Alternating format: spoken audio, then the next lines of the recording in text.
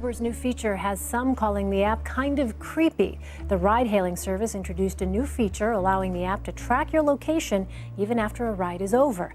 The app can gather users' location data for up to 5 minutes after their journey has ended.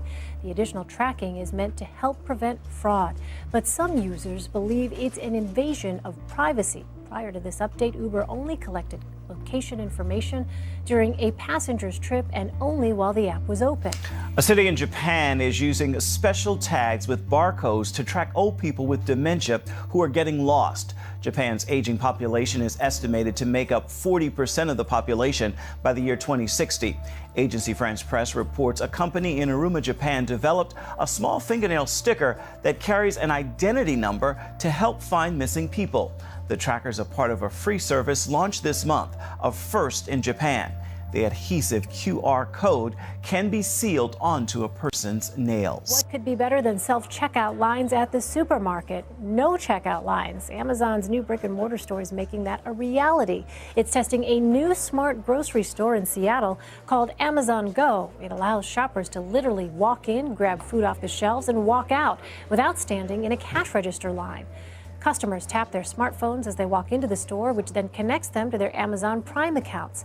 By using machine learning, sensors, and artificial intelligence, the company says it can track the items customers pick up. Amazon's calling it Just Walk Out technology and is set to open to the public in early 2017. All right, for the first time in American history, deaths caused by heroin use have surpassed those caused by guns. New data from the CDC show there were nearly 13,000 heroin-related deaths in 2015.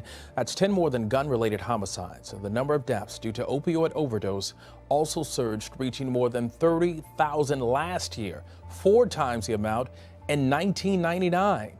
The new findings highlight recent government surveys showing more than 20 million adults have a substance use problem.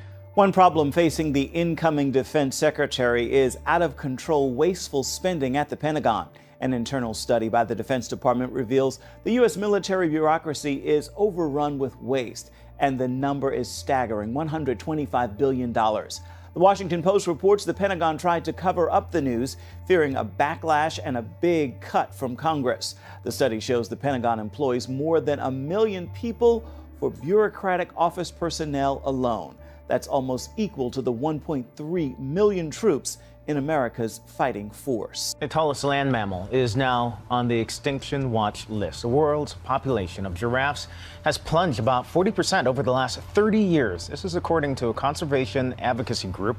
Now, reasons for that drastic decline are increasing human population, habitat loss, civil unrest, as well as illegal hunting. Exiled Chinese dissidents are urging President-elect Donald Trump to fight for human rights in China.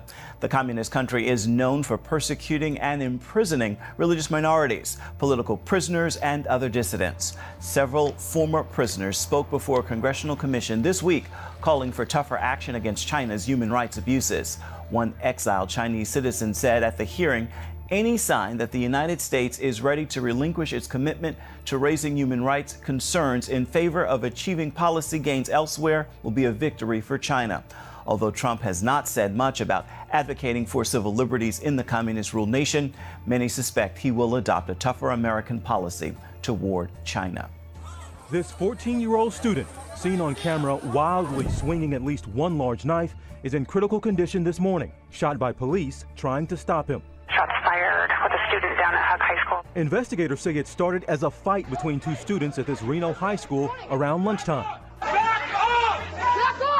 It quickly escalated when the 14-year-old boy pulls the knife in the middle of a crowd, but the student refuses to drop the knife. The officer fires a single shot. He's going around telling everybody he's going to shoot and stab everybody. So, I mean, he finally did it, and he got shot. The officer gave verbal commands for the student to drop the knife, ultimately firing his service weapon, stopping the threat.